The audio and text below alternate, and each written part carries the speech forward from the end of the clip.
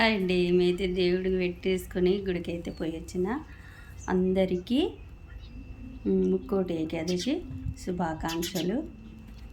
ఇంకే నేను ఏ గుళ్ళు తిరిగినో మీకు వీడియోలు పెడతా చూడండి.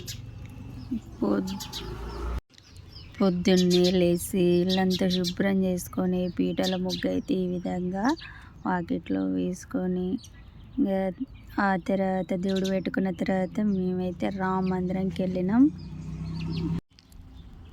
రామ మందిరం ఉత్తర ద్వారం దర్శనం అయితే మేమైతే చేసుకున్నాము.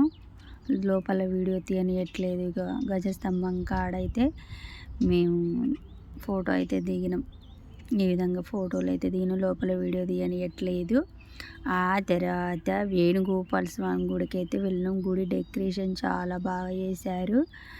విష్ణుదేవుని ఆలయం అన్నట్టు ఇది చాలా పురాతన ఆలయం కూడా ఇది. మాకు అసలు ఫస్ట్ టైం మేము అక్కడ అవతల బజార్ కాబట్టి అడిగిపోయేది, కానీ ఇంకా మా ఏరియాలో రామ మందిరంకి పోయినాక చిన్నగా అయితే వెళ్ళినాం.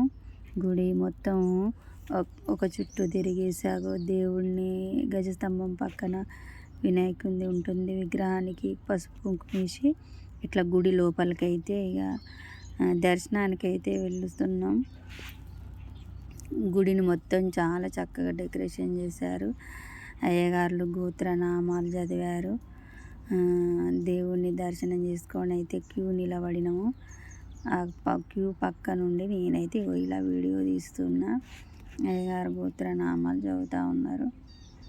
తర్వాత నేను గుడి లోపలికి దర్శనం చేసుకొని గుడి లోపలికి అయితే వెళ్తున్నా.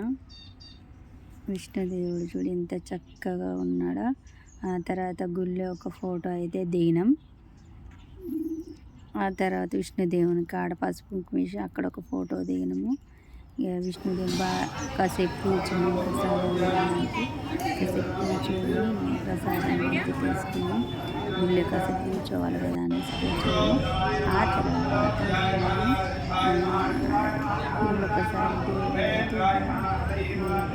తీసుకోవాలని తీసుకున్నాను. ఆ తర్వాత అయ్యప్ప గుళ్ళకి వెళ్ళినాం. అక్కడ తెలిసిన వాళ్ళు ఉంటే వాళ్ళతో ఫోటో దిగినాం. తర్వాత గుడి లోపల ఎవల ఇరుముడులు చాలా ఉన్నాయి. అయ్యప్ప గుళ్ళో చాలామంది స్వాముల ఇరుముళ్ళ ప్రోగ్రాం ఉంది.